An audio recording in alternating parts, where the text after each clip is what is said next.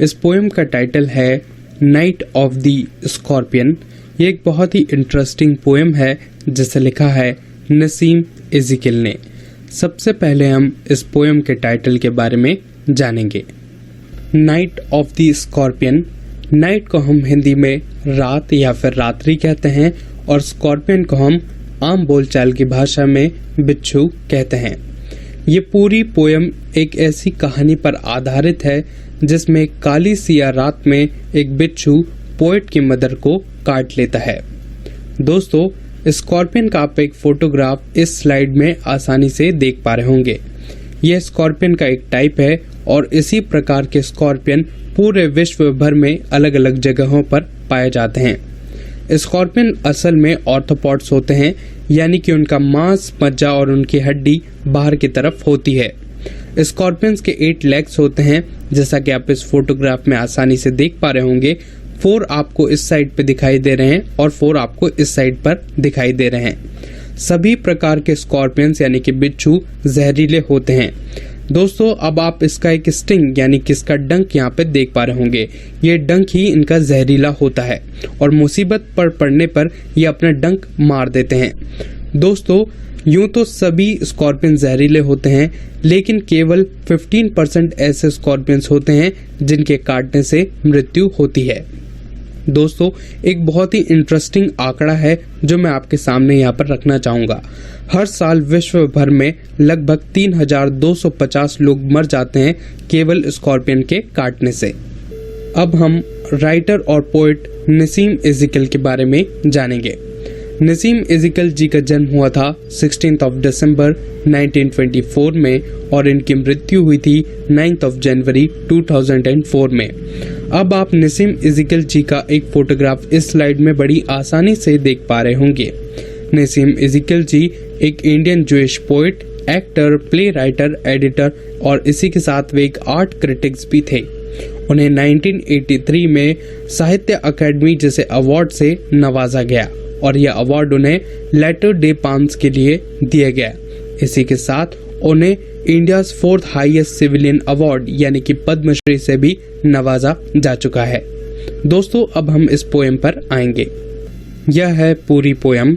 दोस्तों, अगर आप इस पोएम को एक बार पढ़ना चाहते हैं तो आप यहाँ पर वीडियो को पॉज कर इस पूरी पोएम को एक साथ यहाँ पर पढ़ सकते हैं। मैं आपको यह पोएम पैरावाइज एक्सप्लेन करूंगा। फर्स्ट पैराग्राफ कुछ इस प्रकार से है। I remember the night my mother was stung by a scorpion. 10 hours of a steady rain had driven him to crawl beneath a sack of rice. सबसे पहले हम यहाँ पर कुछ डिफिकल्ट वर्ड्स देखेंगे।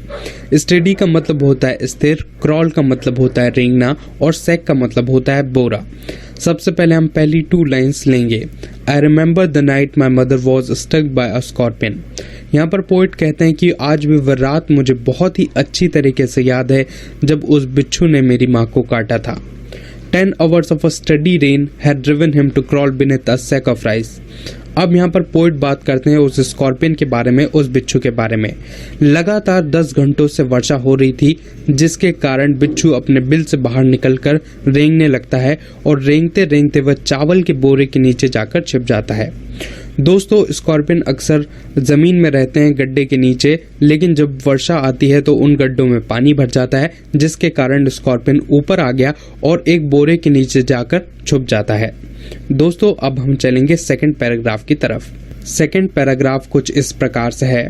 Parting with his poison flash of a diabolic tail in the dark room he risked the rain again. कुछ difficult words देखेंगे। Parting का मतलब होता है अलग होना, डायबोलिक का मतलब होता है क्रूर और फ्लैश का मतलब होता है चमक। अब यहाँ पे पोएट कहते हैं पार्टिंग विथ हिज पॉइजन, यानी कि जैसे ही बिच्छू उनकी माँ को काटता है और फिर वह अपना पूरा जहर उनकी बॉडी में छोड़ देता है और काटने के ठीक बाद वो वहां से अलग हो जाता है। Flash of a diabolic tail in the dark room. दोस्तों, ये लाइन बहुत ही ज्यादा इंटरेस्टिंग है। अब बाहर लगातार बारिश हो रही है और ये पूरा इंसिडेंट एक डार्क रूम में हो रहा है। जैसे ही बिजली की एक चमक पूरे आसमान में छाती है तो पूरे डार्क रूम में स्कॉर्पियन की जो बहुत ही ज्यादा क्रूर टेल है, उसकी पूंछ है, उसका एक पूरा चित्रण एक दीवार पे दिखाई पड़ता है। और आखिरकार मदर को काटने के बाद बिच्छू फिर से यह रिस्क लेता है रेन में जाने का, क्योंकि रेन से बचकर ही वह उस घर में आता है, लेकिन कोई उसको मार न दे, इस कारण वो वापस रेन में जाने का रिस्क लेता है।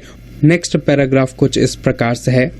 The peasants came like a swarms of a fly and burst the name of a god 100 times to paralyse the evil one. सबसे पहले हम यहाँ पर कुछ डिफिकल्ट वर्ड्स देखेंगे। पीसेंट्स का मतलब होता है किसान, स्वार्म्स का मतलब होता है मधुमक्खियों का झुंड, और बर्स्ट का मतलब होता है बन बनाना या फिर कोलाहल करना। पोइट यहाँ पर कहते हैं कि जैसे ही उनकी माता जी को एक स्कॉर्पियन काटता है और यह खबर आसपास फैलती है, तो आसपास के सभी किसान एक मधुमक्खियों के झुंड की तरफ, उनके घर की तरफ आगे बढ़ते हैं। And burst the name of a god 100 time. और जिस प्रकार से जब भी मधुमक्खियां आपस में जब होती हैं तो एक भनभनाहट की आवाज होती है, एक कोलाहल की आवाज होती है, ठीक उसी प्रकार से सब किसानों की आवाज आ रही थी और आसपास वहां पर एक कोलाहल का माहौल छा गया था और सभी मिलकर भगवान का नाम पुकार रहे थे और वह ये प्रार्थना कर रहे थे कि जिस किसी ने भी उनकी मदर को ये काटा है, ये डंक मारा है, उसे पैरालाइज हो जाए और उसे लकवा मार जाए। दोस्तों अब हम चलेंगे नेक्स्ट पैराग्राफ की तरफ। With candles and with lanterns, throwing giant scorpion shadow on the mud-baked wall, they searched for him. He was not found. They clicked their tongues with every movement that the scorpion made his poison moved in mother's blood, they said. कुछ difficult words देखेंगे। Lanterns का मतलब होता है लालटेन और mud-baked wall का मतलब होता है मिट्टी की पकी हुई दीवारें, जैसा कि आप इस फोटोग्राफ में भी देख सकते हैं। कुछ लाइंस पहले रीड करूंगा और उसके बाद आपको एक्सप्लेनेशन दूंगा। With candles and with lanterns throwing giant scorpion shadow on the mud baked wall. दोस्तों अब यहाँ पे पोइट बात कर रहे हैं उन किसानों की, उन खेतीहरों की जो उनके घरों के आसपास रहते थे।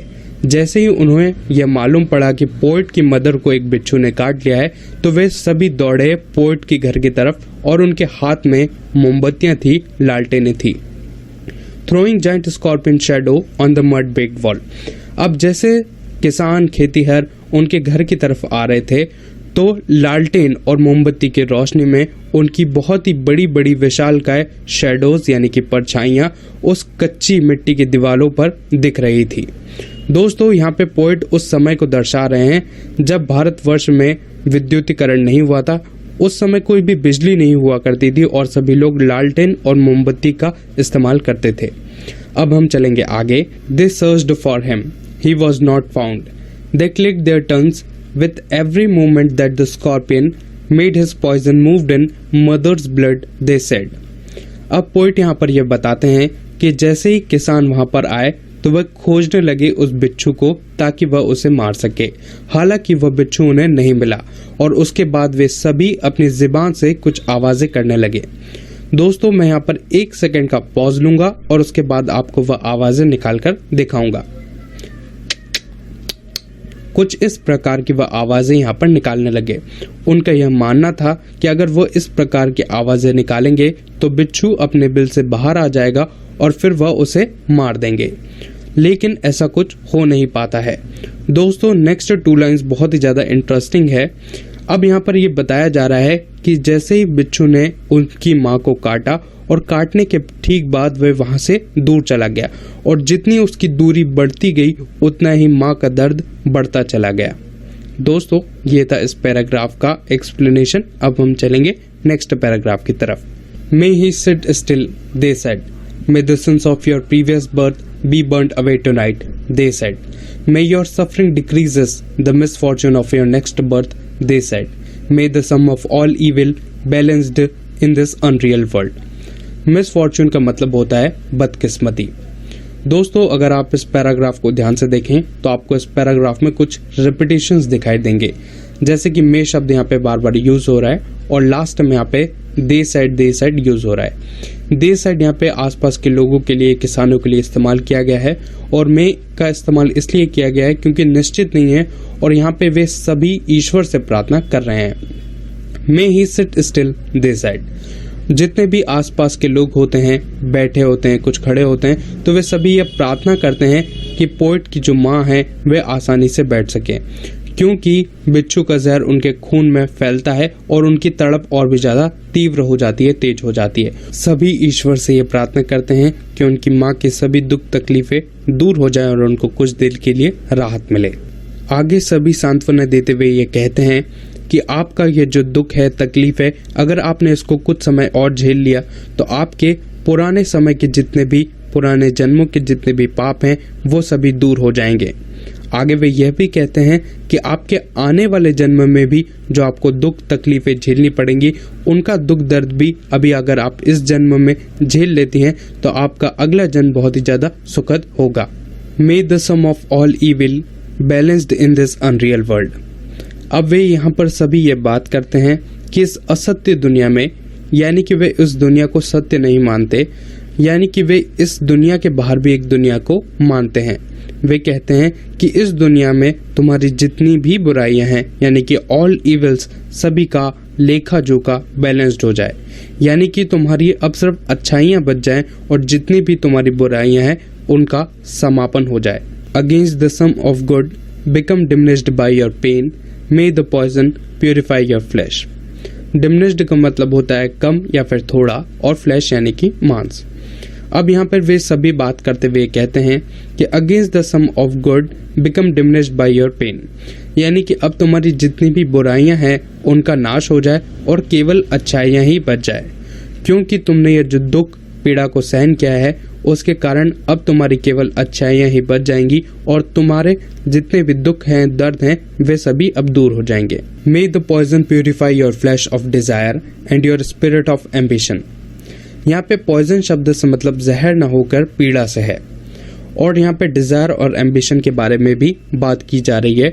डिजायर यानी कि जो हमारी शारीरिक इच्छाएं हैं उसके बारे में, और एम्बिशन यानी कि जो हम चाहते हैं, हमारी जो महत्वाकांक्षाएं हैं उनके बारे में यहाँ पे बात की जा रही है।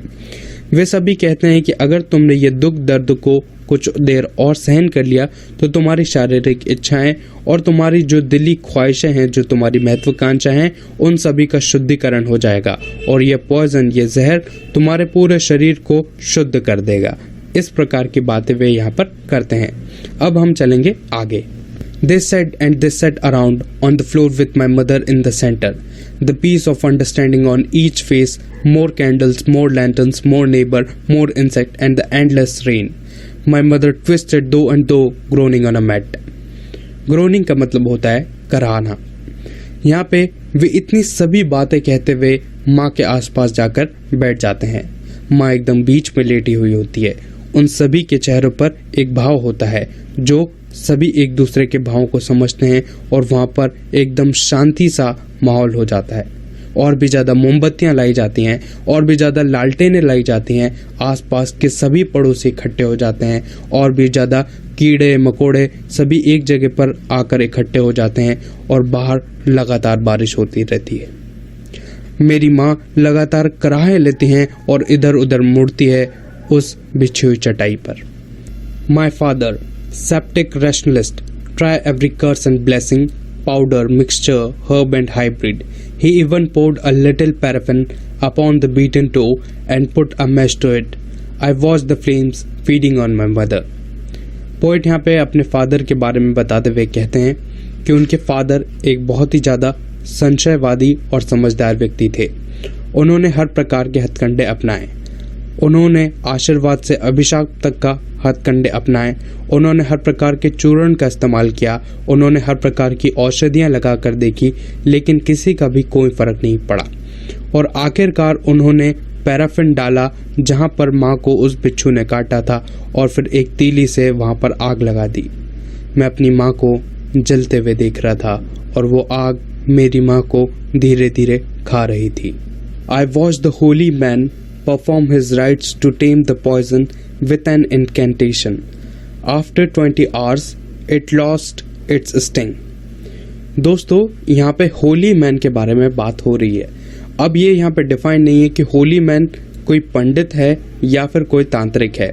तो यहाँ पे पोइट आगे बताते हुए कहते हैं कि वो होली मैन, अब ये कोई भी हो सकता है, उसने अपने सभी प्रकार के रीति रिवाज करना शुरू कर दिया ताकि वह उस जहर को अपने वश में कर सके।